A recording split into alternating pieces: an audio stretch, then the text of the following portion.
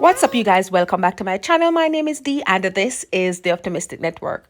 Today we're making cabbage stir fry with bacon and sausages. This is another quick and easy recipe, and stir fry is a great way to get your vegetables in. I would also like to let you know that this could be vegan. Just skip the sausages and the bacon, and when you're finishing, just add a little sesame oil. And of course, you'd have to have some oil to start. I didn't start with any oil just because I have the bacon. So let's jump into it. Wash and chop your cabbages. I like to cut them like this size. You cut them the size that you want. I like to wash them before and after. So I just put it in the colander for it to drain. I also chopped some different colors bell peppers that I have. This is the only thing I have left over in my fridge, and I wanted to get rid of them before they start spoiling. So yeah. I then chopped an onion, some scallions, and a couple pegs of garlics. And I love to take this time to let you know that if you're not subscribed to my channel, what are you waiting for? Go ahead and smash that subscribe button, turn your notification bells on, and get active in the comments. I'm also reminding you to give the video a thumbs up, and don't forget to share it with your friends so they can also recreate these dishes. Also, welcome to all my new subscribers. I'd like to thank you for subscribing, and if you've been hanging with me for a while, thank you for keeping the faith. Thank you for holding it down. I'm sending you all love and blessings, and I want you to know I appreciate you all. So I used a couple of sausages, and what I use is low sodium bacon. So I cut up a couple of sausages and I cut up about 4 strips of bacon, and you'll see how I cut them. As I mentioned before, this can be a vegetarian dish. Just obviously you're going to leave out the sausage and the bacon, and I would say start with a little olive oil with a little butter in it, and end when you're finished stir frying, just add a little sesame oil, and that will make it totally vegan.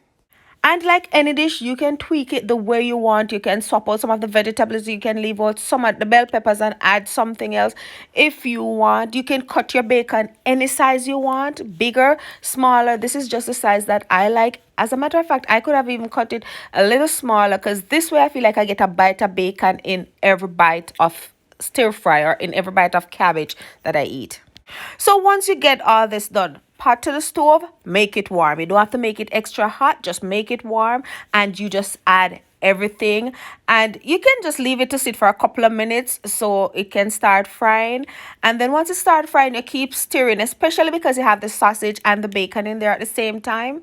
The sausage is easier to burn, so you don't want it burned, so I like to keep moving it around. So usually I stay close to the pot, and it's a stir fry, so that's why you notice that I prep everything in advance, so you shouldn't have no problem. Once I get the bacon almost to the way I like it, I don't wait until it gets to the way I like it. Once I get it almost to the way I like it, I added my sliced garlic, and I sliced my garlic because I love the taste of the fried garlic when I do a stir fry. Stir that garlic to fry and release its flavor for a couple of minutes, and then you go ahead and add your peppers and your onions. So after adding my peppers and onion, I stir again for another couple of minutes. So this is what I use as my marker. The onions, when I cut them, I leave them in chunks, if you notice. So I didn't pull them apart. So I stir, and once all my onions are like, they come apart, they're released, they're not bulky anymore. Once they get like that, then I'm ready to add my other things. I don't know why, but I just use that as my marker because I know they take a little while, and it's when the heat touch them that they come apart. So look at them. I'm showing you guys them. They came apart. So now I'm ready to add my cabbage. And once you add your cabbage, you just stir it all over. No, don't play with the stirring, Stir like your life depends on it. Remember, the stove is on high. I do stir fry on high because otherwise the cabbage will start releasing water if you turn it down. So all of this is on high. So that's why you can't leave this and go anywhere. And I stir vigorously because I want to incorporate everything. I want all that bacon grease on my cabbage, everything. I want all the flavors to disperse throughout the entire pot. I want everything to taste evenly. I don't want to taste one side and it tastes so good and the next side not taste good. Then I lightly season it with just onion powder, garlic powder, and I used some Miss Dash table blend. Now, this really shouldn't need any salt, especially if you use regular bacon. But if you use low sodium bacon like I did and you find that it needs a little tip of salt, don't put salt. Just use a little tip of your tonic chachri seasoning or some one seasoning that have a little salt in it. Please don't use a lot, because even though you might taste the cabbage and it don't taste salty, remember you have the sausage in there and the sausage carry salt. So unless you're using salt-free sausage, low sodium bacon, you don't need to add a salt. And if you do add salt, add a little pinch and make sure it want it. Be sure that it want the salt before you actually add it, because we're not trying to run up your blood pressure for 2022. After you done that, you do the same thing and keep stirring, stir vigorously and spread everything, and pretty much that's it. That's it, you're done. You just make sure you stir fry, you cook your cabbage the way you like it. So don't make it too soggy. I don't like my soggy. I like mine firm. So you don't, if you like it soggy, make it that way. But I don't think soggy stir fry tastes good enough. But if I saw you like it, this is how I like my vegetable. This is perfectly cooked.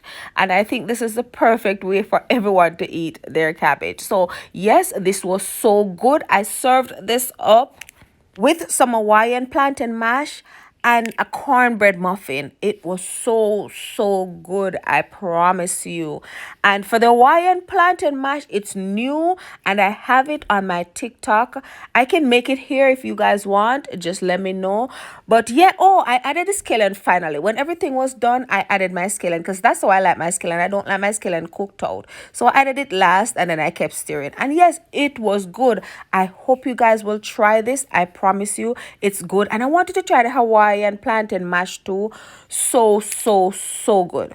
So for the Hawaiian plantain mash, it's just they say it's an Hawaiian plantain. It looks like a plantain.